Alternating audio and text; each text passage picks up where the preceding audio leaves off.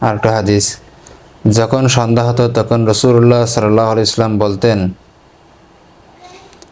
আমসাইনা ও আমসাল মুলকু লিল্লাহি ওয়ালহামদুলিল্লাহি লা ইলাহা ইল্লাল্লাহু ওয়াহদাহু লা শারীকা লাহু লাহুল মুলকু ওয়া লাহুল হামদু ওয়া হুয়া আলা কুল্লি শাইইন কাদির। আল্লাহুম্মা ইন্নী আসআলুকা মিন খায়রি হাযিহিল লাইলাতি ওয়া খায়রি মা ফিহা ওয়া আউযু বিকা মিন শাররিহা ওয়া শাররি মা ফিহা। আল্লাহুম্মা ইন্নী আউযু বিকা মিনাল কাসালি ওয়াল হারামি ওয়া সুইল কিবারি।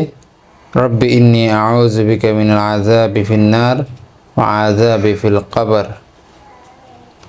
অর্থ হচ্ছে, আমরা এবং সমগ্র জগৎ আল্লাহর উদ্দেশ্যে সন্ধ্যায় প্রবেশ করলাম। সমস্ত প্রশংসা আল্লাহর জন্য, তিনি ব্যতীত ইবাদতের যোগ্য কোনো মাবুদ নেই, তিনি এক, তার কোনো শরিক নেই। রাজত্ব তারই এবং প্রশংসা মাত্র তারই, তিনি সকল বিষয়ে ক্ষমতাবান।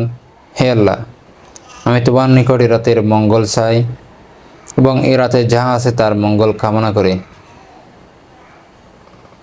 আশ্রয় চাই এ রাতের অমঙ্গল হতে এবং এ রাতে যে অমঙ্গল রয়েছে তা হতে। হে আল্লাহ, আমি তোমার নিকট আশ্রয় চাই অলসতা, বার্ধক্য ও বার্ধক্যের অপকারিতা হতে। হে প্রভু, আশ্রয় চাই জাহান্নামের আযাব ও কবরের শাস্তি হতে।